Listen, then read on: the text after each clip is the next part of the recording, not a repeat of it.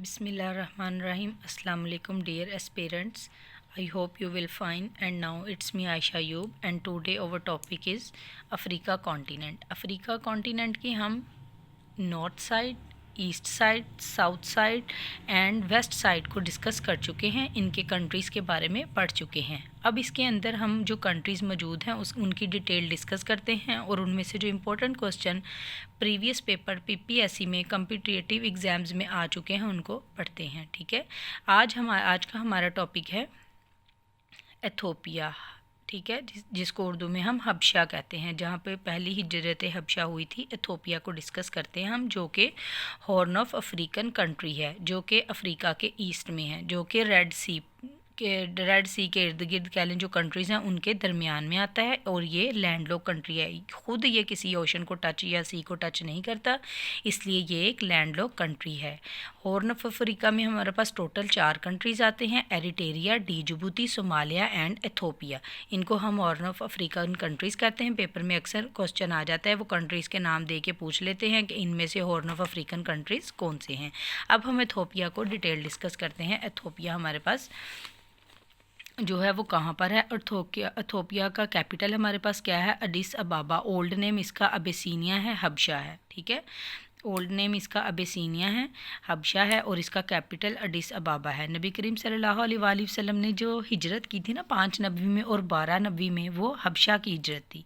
उसके बाद ये एक लैंडलॉक कंट्री है। अब हम देखते हैं ये हॉर्न ऑफ अफ्रीकन कंट्रीज़ भी हैं। इसमें 4 कंट्रीज़ आते हैं: एरिटेरिया, डिजिबूती, सोमालिया एंड एथोपिया। हम देखें कि एथोपिया जो है ना वो दोनों साइडों पर टच नहीं कर रहा है। यहाँ पर इंडियन ओशन गुजर रहा है, रेड सी गुजर रहा है, और यहाँ से ये इंडियन ओशन का पार्ट शुरू हो रहा है। Horn of Africa, horn of Africa जो है ना, इसको यहाँ पर आती है एक बाबुल मंदब। ठीक है, बाबुल मंदब स्ट्रेट उसको कहते हैं, बाबुल मंदब। ठीक है, और वो क्या करती है, वो मिलाती है रेड सी को इंडियन ओशन के साथ। यहाँ बाबुल मंदब के साथ ही, क्योंकि यहाँ आगे एशिया शुरू हो जाता है, तो यहाँ पर आ जाते हैं यमन, ओमान, और यहाँ पर यमन का कैपिटल जैसे आपको पता है यहाँ पर एक अदन भी है, तो यहाँ पर गुल्फ ऑफ अदन है। तो ये जो है ना हमारे पास मिला देती है रेड सी को इंडियन ओशन के साथ। और ये हमारे पास जो कंट्रोल में रहा है, इटली के कंट्रोल में रहा है, ये इटली का कॉलोनी रहा है, और इसने इटली से कब आज़ादी हासिल की है? इसने इटली से आज़ादी हासिल की है। और बाबुल मंदब स्ट्रेट के बारे में मैं प्रीवियस डिस्कस कर रही थी, तो ये क्या है, ये एक्चुअल में इट इज़ अ सी है। ये चेक रूट पॉइंट भी है between Horn of Africa and the Mediterranean Sea. ठीक है, मिडल ईस्ट, ये हॉर्न ऑफ अफ्रीका है के दरमियान है और मिडल ईस्ट के दरमियान है। मिडल ईस्ट जो है ना, इस किसको कहते हैं middle east? Middle east Asia के जो वेस्टर्न कंट्रीज़ हैं उनको मिडल ईस्ट भी कहा जाता है, और ये कनेक्ट करते हैं रेड सी को गुल्फ ऑफ अदन के साथ। ठीक है, और ये क्या है, और अरेबियन सी का ऑप्शन भी आ सकता है यहाँ पर। Gulf of Aden is also the part of Arabian Sea. ठीक है, और उसके बाद हम देखते हैं नेक्स्ट यहाँ पर एथोपिया के बारे में। एथोपिया की जो पॉपुलेशन है वो कितनी है? 12 करोड़ है, और जिसमें से 69% क्रिश्चियन है और 31% मुस्लिम्स हैं। और इसका एरिया कितना है? एरिया हमारे पास है इसका 11 लाख। ठीक है, और इसके हमसाये ममालिक कौन कौन से हैं? अक्सर इसके बारे में पेपर में पूछ लेता है वो, तो इसका कीनिया है, साउथ सूडान है, एरिटेरिया है, सोमालिया है।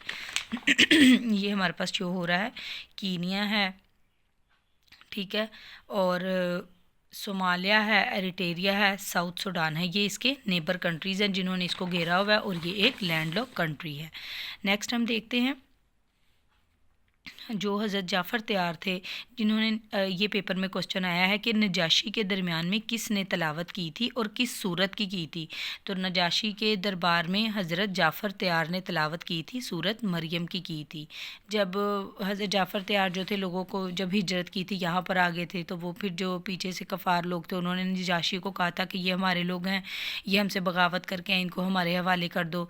तो फिर उन्होंने पहले इनसे पूछा, तो फिर हज़रत जाफ़र तैयार ने उनको सूरत मरियम के कहा कि हम भी हज़रत जो आप जिनको मानते हैं हज़रत ईसा को, हम भी उनको मानने वाले हैं। फिर इन्होंने सूरत मरियम की तिलावत करके इनको सुनाई, तो जिसकी वजह से फिर इसने उनको उनके हवाले नहीं किया। ठीक है, तो पेपर में ये क्वेश्चन आया है कि किसने नजाशी के सामने सूरत मरियम की तिलावत की? हज़रत जाफ़र त्यार ने। या फिर ये आएगा कि हज़रत जाफ़र त्यार ने किस सूरत की तिलावत की नजाशी के दरबार में?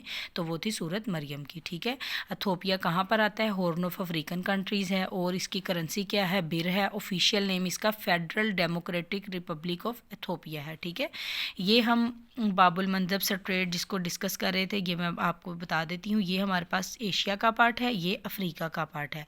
ठीक है, अफ्रीका और एशिया को अलग अलग जो करता है वो एक तो रेड सी करता है, एक यहाँ पर स्विस कैनाल है जो कि एशिया को अफ्रीका से अलग करती है, एक यहाँ पर बाबुल मंदब स्ट्रेट है जो कि अफ्रीका को एशिया से अलग करता है। ठीक है, तो ये तमाम चीज़ें जो एशिया को अफ्रीका से अलग करती हैं, रेड सी है, स्विस कैनाल है, बाबुल मंदब स्ट्रेट है।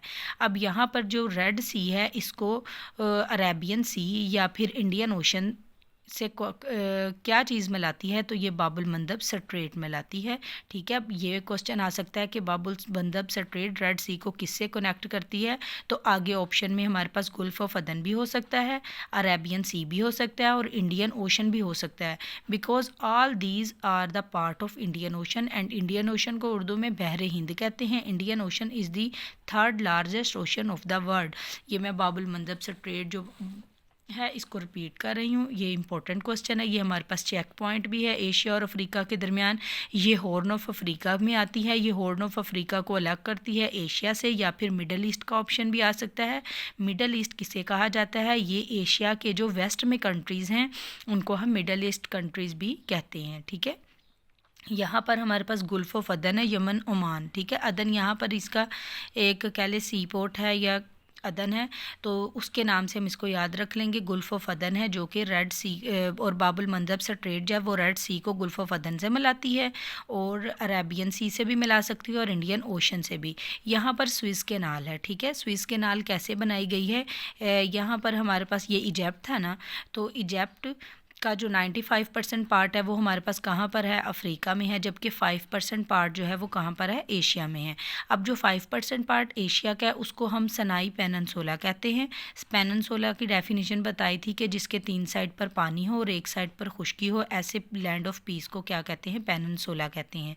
और जो सनाई पेनिनसुला है उसको काट कर यहाँ पर रेड सी को मेडिटेरियन सी से जो मिलाती है वो स्विस कैनाल बनाई गई है। ये आर्टिफिशियल है, ये एक फ्रांस के जो थे साइंटिस्ट उन्होंने बनाई है। इंजीनियर ने, एक इंजीनियर थे फर्डिनेंड, उन्होंने ये बनाई है। और इसकी लेंथ कितनी है? 193 किलोमीटर।